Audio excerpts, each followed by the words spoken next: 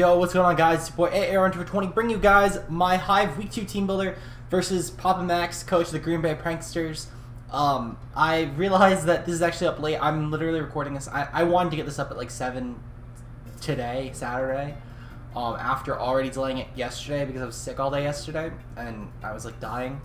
I'm still feeling awful, but at the same time, I really do want to get this up. I'm at least a lot less congested. So I figured I might as well at least get this up because otherwise I'm just laying down not doing anything and I don't want to be unproductive. So my opponent's roster this week, we have Kieran Black, Scizor, Alolan Mach, Seismitoad, Miltank, Granbull, Mega Aerodactyl, Infernape, Cresselia, Xurkitree, and Shiftry. So going into this matchup, a couple things. One, of course, Kieran Black. It's a little hard to always switch on Kieran Black. It's just a general thing. It's like Koopa and Man. You don't plan to switch into it. You plan to play around it. Same as like Mega Mawile, for example. So of course, that's already scary mon as it is. Next thing, even it seems like I'm just going down the list of his mons, but Scizor would logically be the next step for me. Looking at Scizor, my team does a really nice job. There's a lot of mons that I wanted to bring, but sadly could not. Things like Gardevoir, for example, would have been nice for, let's say, Kieran Black. Would have been nice for Shiftry.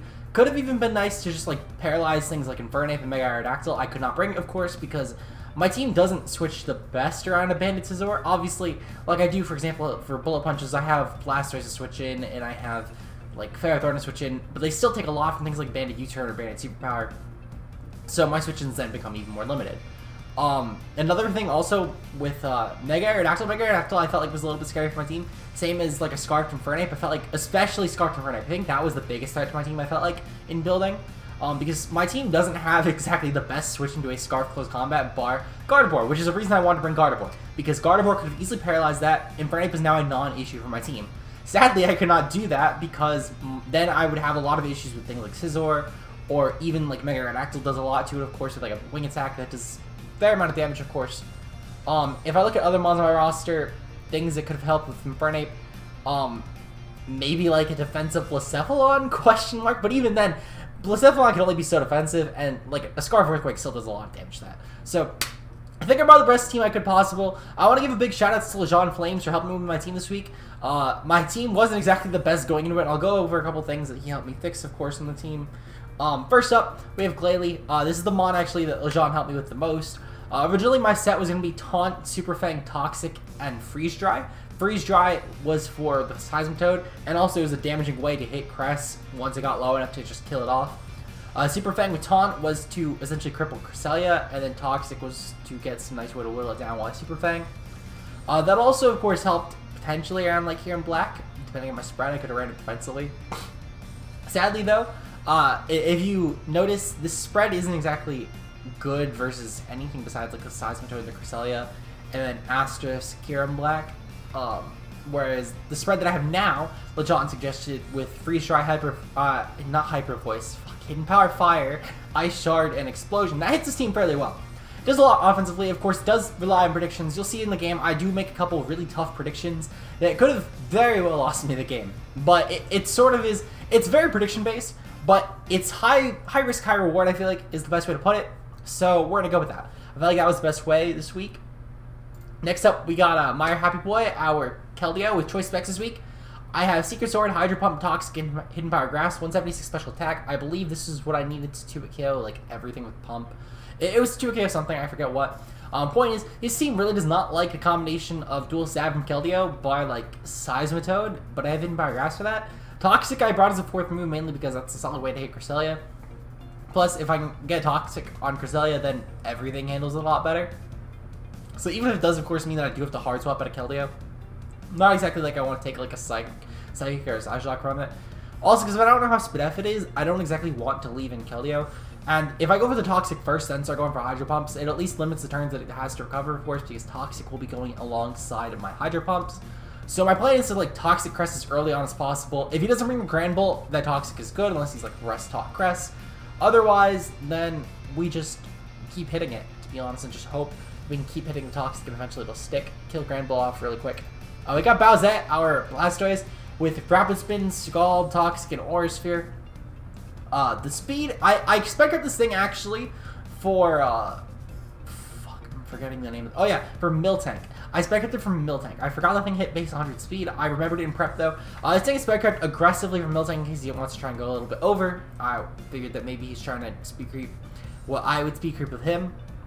I know that some people are like really aggressive with their speed creep, so I always go like 5 over, usually give or take. Sometimes if I know I'm playing a person who like preps with me, I'll go even a little bit more over just to make sure I'm throwing them off. I'm always one step ahead of them. But my Blastoise this week, I figured the Ore Sphere was my solid way to hit Kieran Black. Scald everything else besides like the Seismitoad really well neutrally, and I guess Shift Tree, who again Shift Tree I do have Sacred on Ore Sphere 4 as well.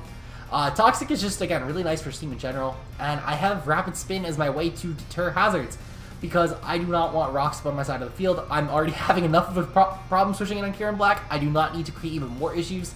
The rest of the Fizz Def is as well to switch in on Kieran Black, because I get while I cannot take a Bolt Strike that well, the Aya Papa Berry will allow me to at least take 1 Bolt Strike guaranteed, so I can throw off like an Ore Sphere or a Toxic if I need to, and that'll at least help with Kieran Black. Next we got Cactus, Our Ferrothorn. I named this Cactus for Ben's Fetish. We have Leech Seed, Toxic, Gyro Ball, and Protect. The spread, it hits every... I honestly forget what I calculated for. I'm pretty sure it was like Kieran Black or like Scizor or something. Maybe even Mega Aerodactyl. Well, no, it definitely was not Mega Aerodactyl because Fire Fang, of course, would still fuck me. I'm pretty sure it was either Circuitry, Scizor, or Kieran Black. I'm pretty sure it was Kieran Black. Yes, because I remember calculating this thing offensively for Kieran Black, and I realized that I 2 KO'd regardless, maybe even OHKO depending on the spread. So I didn't really need to run that much offense. The Spidef, I believe, was for all like special hits from Kieran Black, including like Hidden Power Fire. And then the Fizz Def was for like Bolt Strike. And I believe also Banded Scizor. Yeah, I believe I take 2 superpowers from Banded Scizor. Anyway, next up we got Shark Tails with Earthquake, Stealth Rock, Toxic, and Dragon Claw. The spread this week is meant to speed creep Kieran Black. It's meant to do as much offensively as possible while still getting the best rolls possible. 252 didn't really change anything. And that's anything going to HP. That could very well make a difference later on, depending on his investments. Whereas the 8 investing into attack just to max out my attack, I felt like was not worth it. My dual stab hits this team really well, besides like Grand Bull and I guess Crest, but Crest, to be fair, doesn't hit well by anything besides like Scolipede. Toxic is my way to hit Crest, and if he's not healed by Grand Bull, then that too. I guess same as Miltank technically, but Miltank at least takes a lot more from the Earthquake. It's not going to be intimidating me.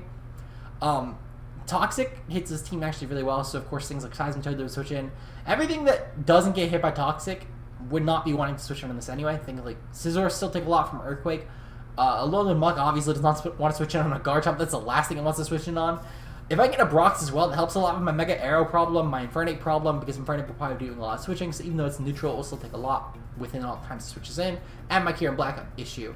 So between the 3 of those taking Rocks damage, I should have a lot easier of a matchup as long as I can keep those up.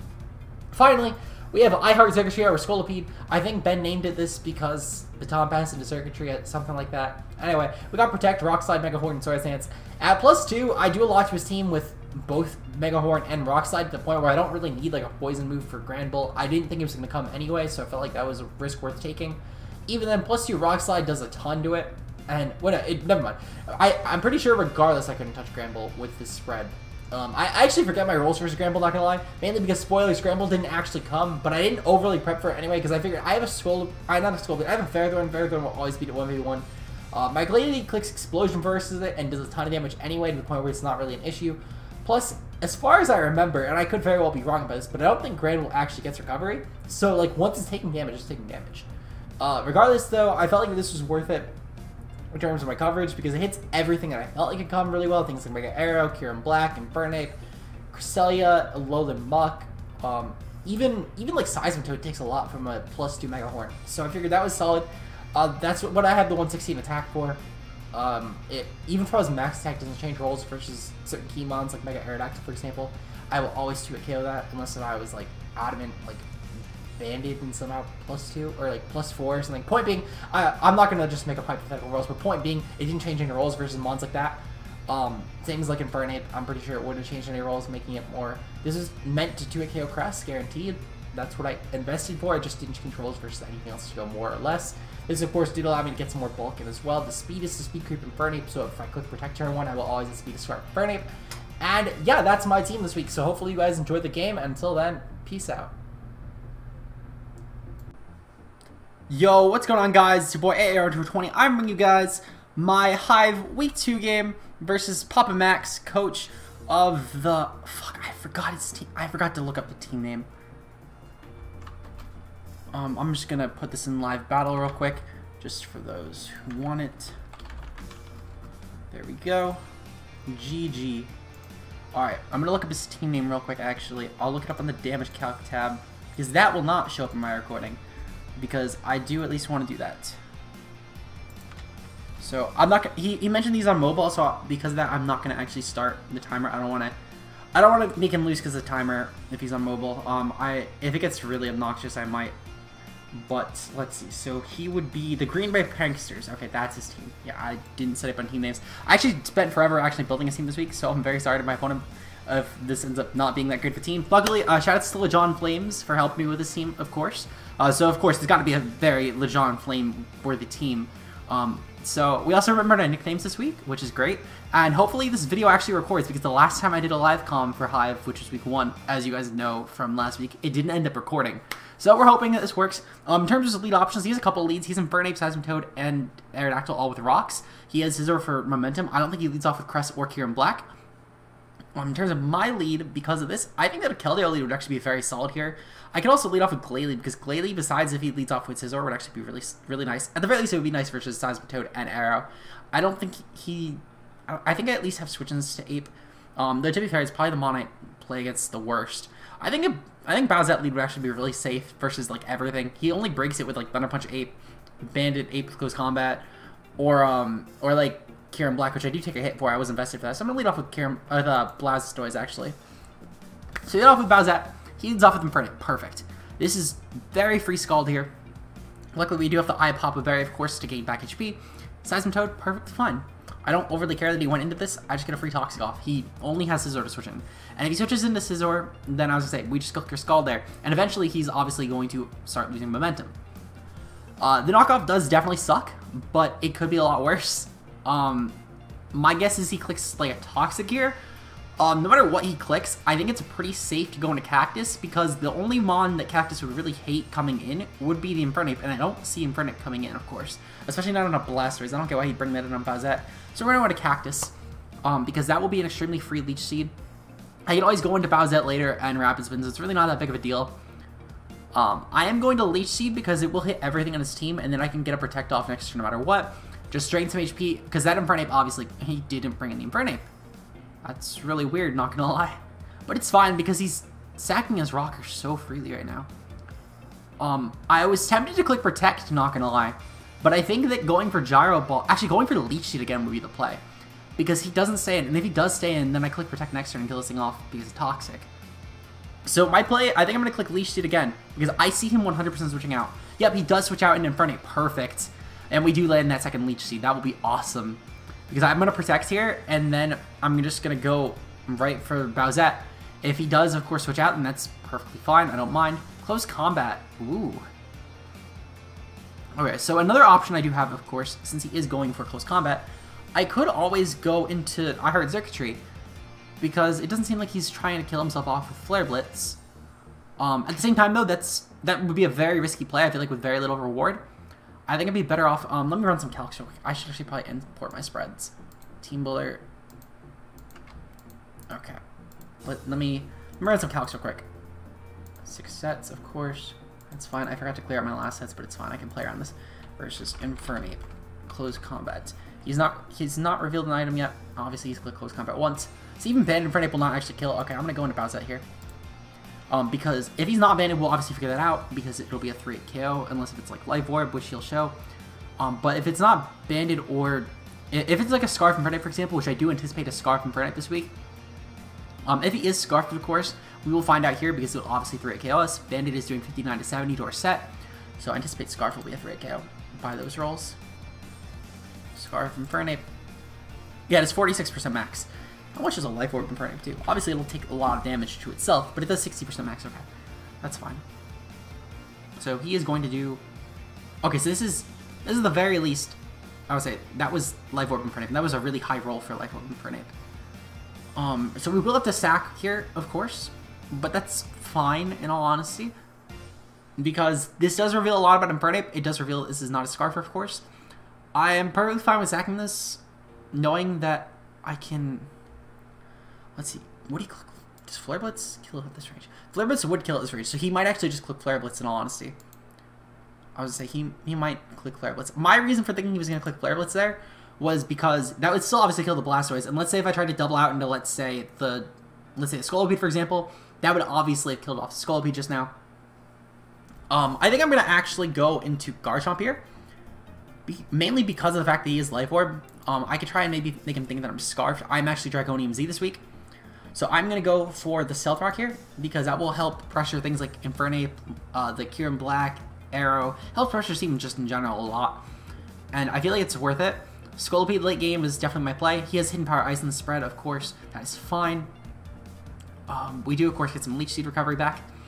And going for the Hidden Power Ice, I think that means I'm going to actually double into... I'm going to double into Keldeo. I think Keldeo is my play. Because I should obviously... Yep. Oh, he went for close combat. Okay. Well, he was really trying to just sack there. Good thing we lived to hit, of course. I think I was a little bit stupid on my part, but it's fine. He does bring in Cresselia, of course. I'm going to click Toxic here in case he's Calm Mind Crest. I don't overly preserve this thing well because of the fact that we're Specs. If he's Scarf Kyurem Black, which I do anticipate that being Scarf now, based off of the Infernape, I'm going to click Toxic. I would rather stack Keldeo there than let this thing get up Calm Minds. I felt like that was more worth it to me. I'm going to now bring in my Ferrothorn and click Leech Seed. If he has Hidden Power Fire, that's fine. He's at the very least reveal leftover, so he's not good. So we know that he's not like a choice set or anything, or even though that would be very, very weird for a choice Cresselia, it's obviously leftovers. But at least know it's not like a berry set or anything, which is of course very good. He's gonna go for Magic Coat, it's fine. It's not like Leechy. It's not like that does anything. He's just taking more damage regardless. He doesn't do anything to us by clicking that. And we'd honestly just spam Leech Seed until he does something else. Perfect. He goes into Scizor. That is fine. I'm gonna click Protect here. He's gonna go for Superpower. That is perfectly fine. I think on that note, I kind of want to sack Garchomp and then go into Scolipede and start setting up. But at the same time, though, I could always just click...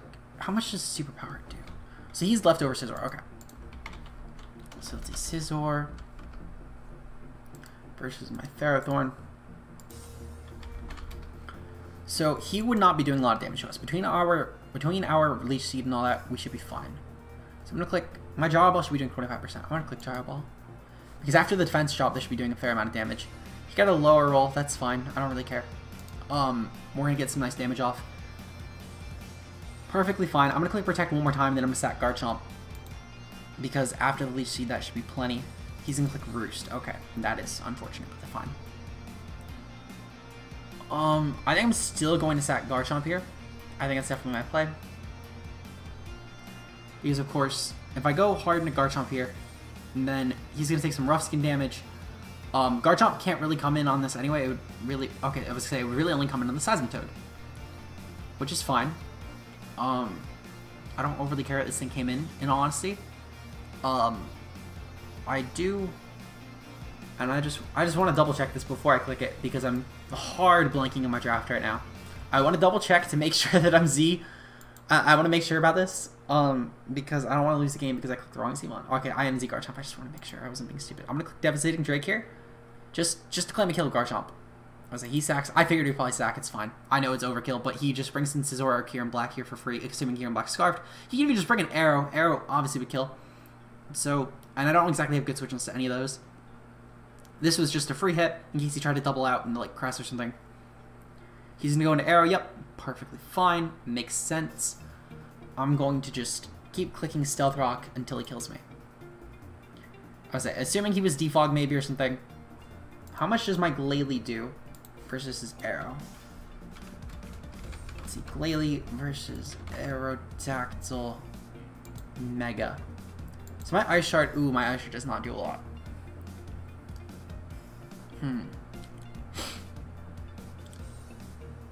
I think I'm going to go for it anyway, because I don't exactly click it versus anything else.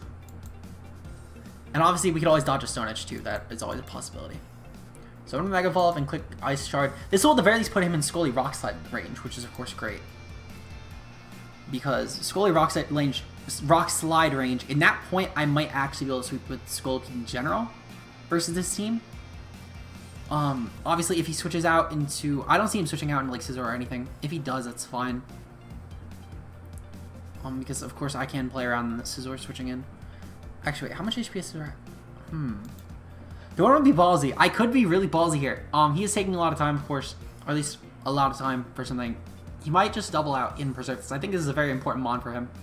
He might preserve this and go hard into Scissor. But do I click Hidden Power Fire? I think I'm going to click Hidden Power Fire, ladies and gentlemen.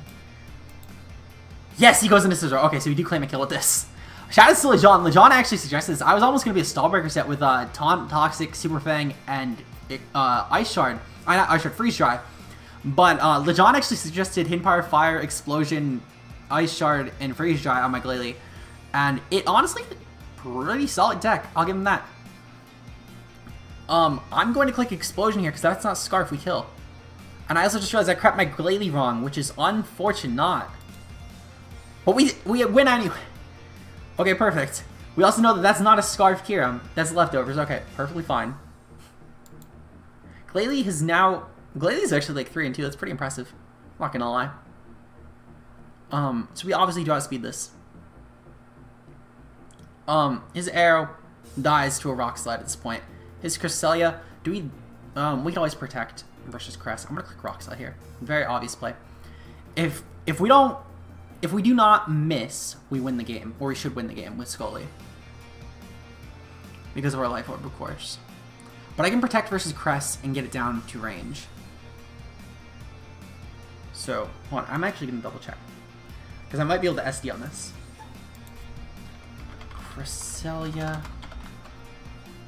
So Mega Horn should be doing a fair amount to this. Psyshock would do a lot of damage.